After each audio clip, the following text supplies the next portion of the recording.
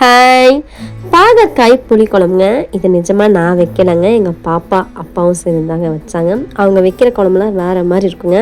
அவங்க எப்படி பண்ணி பார்த்தலாமா? அதுக்கு ஃபஸ்ட்டு சின்ன வெங்காயத்தையும் தக்காளியும் வந்து இந்த மாதிரி எண்ணெய் விட்டு இந்த மாதிரி நல்லா கலர் திரும்புகிற மாதிரி நல்லா வதக்கி எடுத்துக்கணுங்க. அதுக்கப்புறம் தேங்காவை துருவி வச்சுருக்காங்க. ஃபஸ்ட்டு ஒரு மிக்ஸி ஜாரில் தேங்காவும் அதில் சீரகம் மிளகை போட்டு ஃபஸ்ட்டு தண்ணியை ஊற்றி அரைச்சி எடுத்துக்கலாங்க.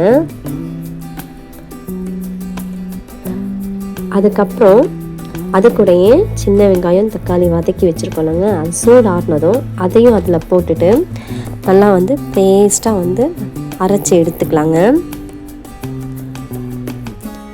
புளியை ஊற வச்சு எடுத்துருக்காங்க. இந்த புளியை எங்கள் அப்பா தாங்க கரைப்பாங்க. பார்த்தீங்கன்னா எப்படி கரைச்சிருக்காங்கன்னு பாருங்கள். கரைக்கணும், வேக கரைச்சாதான் ருசியாக இருக்கும் குழம்புக்கு ஊற்றுறதுக்கு. இந்த மாதிரி கரைச்சி எடுத்துக்கிட்டு அதுக்கப்புறம் பாகற்காயை இந்த மாதிரி கொஞ்சம் பெரிய பெரிய இதாக ரவுண்ட் பீஸாக வந்து கட் பண்ணி எடுத்துருக்காங்க. இப்போ இதை வந்து ட்ரை ஃப்ரை பண்ணணுங்க. ஒரு கடாய் வச்சு இந்த மாதிரி ட்ரை ஃப்ரை பண்ணி எடுத்துக்கிட்டு அது வேறு இதில் எடுத்துக்கிட்டுக்கலாங்க பாகற்காயை. இப்போ அதே கடாயில் எண்ணெயை ஊற்றிட்டு கடுகு சீரகம் போட்டுக்கலாங்க. அது கூடயே வெந்தயமும் போட்டுக்கலாங்க.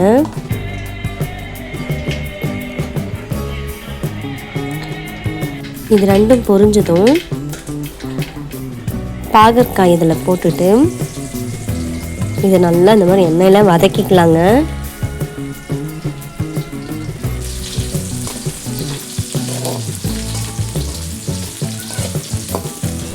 எண்ணெயில் நல்லா இந்த பாகற்காய் வதக்கி முடிஞ்சதும் அது கூடயே அரைச்சி வச்சுருந்த அந்த சாந்தை வந்து நம்ம ஊற்றிக்கலாங்க.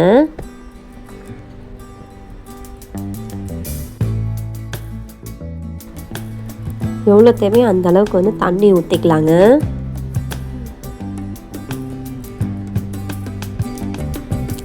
நல்லா கிண்டிட்டு குழம்ப இப்போ இதில் வந்து மசாலாஸ் எல்லாம் ஆட் பண்ணணுங்க. என்னென்ன மசாலாஸ்ன்னு சொல்கிறேன் பாருங்கள். மஞ்சத்தூள், வீட்டில் அரைச்ச தனி மிளகாய் தூளுங்க, அதுக்கப்புறம் மல்லித்தூளுங்க. இதில் போடுற மசாலாஸ் வந்து 3 மசாலாஸ் இது மட்டும்தாங்க. இதெல்லாம் போட்டுட்டு இந்த மசாலாஸ் ஃபுல்லாக வந்து சாந்து கூட வந்து ஃபுல்லாக நல்லா மிக்ஸ் ஆகணுங்க. நல்லா வந்து கலக்கி விட்டுக்கலாங்க.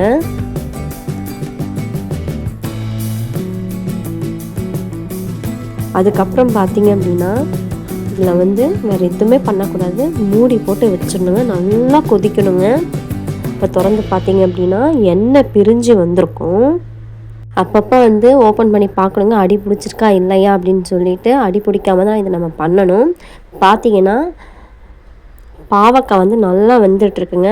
அதுக்கப்புறம் தான் கடைசியாக தான் வந்து புளி தண்ணி வந்து ஊற்றணுங்க. அப்புறம் எங்கள் பாப்பா செக் பண்ணுறா வெந்திருக்கான்னு சொல்லிட்டு. நல்லா வெந்திருக்குங்க பாவக்காய். இப்போ வந்து கரைச்சி வச்சுருந்த புளி தண்ணியை வந்து இதில் ஊற்றிக்கலாங்க.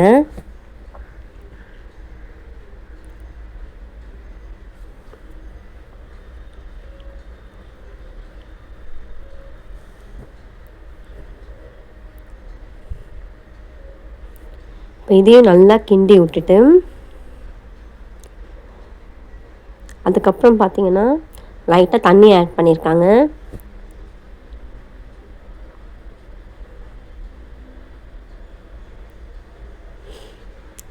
இப்போ தான் கடைசியாக தாங்க இவங்க வந்து உப்பை வந்து ஆட் பண்ணுறாங்க. உப்பை போட்டுட்டு அதுக்கப்புறம் திரும்பவும் மூடி போட்டு மூடி வச்சிடுறாங்க. இன்னும் ஒரு 10 நிமிஷம் அந்த புளியோட பச்சை ஸ்மெல் போகிற வரைக்கும் நல்லா கொதிக்கட்டும்னு சொல்லிட்டு. இப்போ பார்த்தீங்கன்னா எண்ணெய் பிரிஞ்சு வந்திருக்குங்க.